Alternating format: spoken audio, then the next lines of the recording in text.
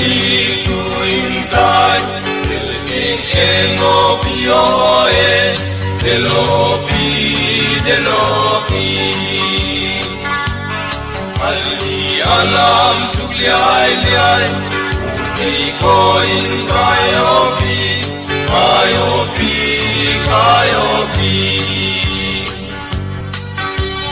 dang lai api le pule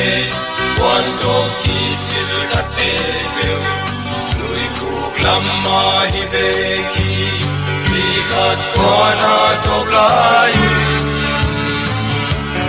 mio nadi tu in tai del ke ngo pio e delopi ali alam sugliai liai utei ko in kayopi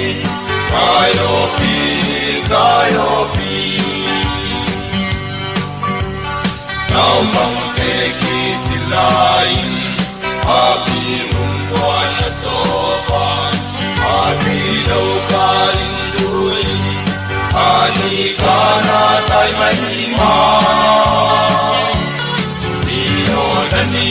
tu indai del ke mo pio e delopi ali alam sugliai liai utei ko in kayopi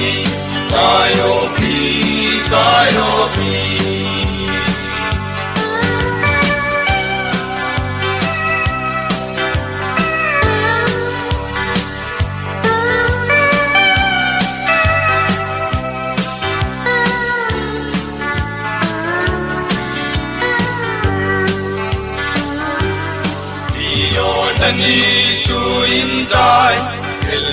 ke ngo pio e delopi ali alam sugliai liai utei ko in kayopi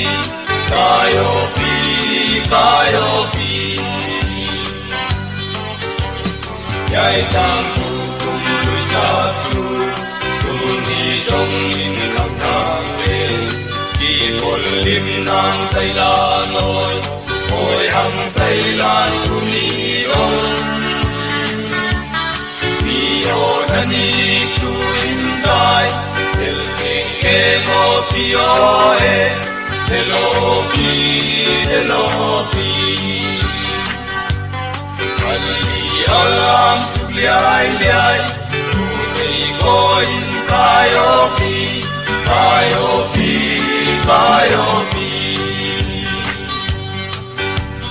ko song kham chu sui go min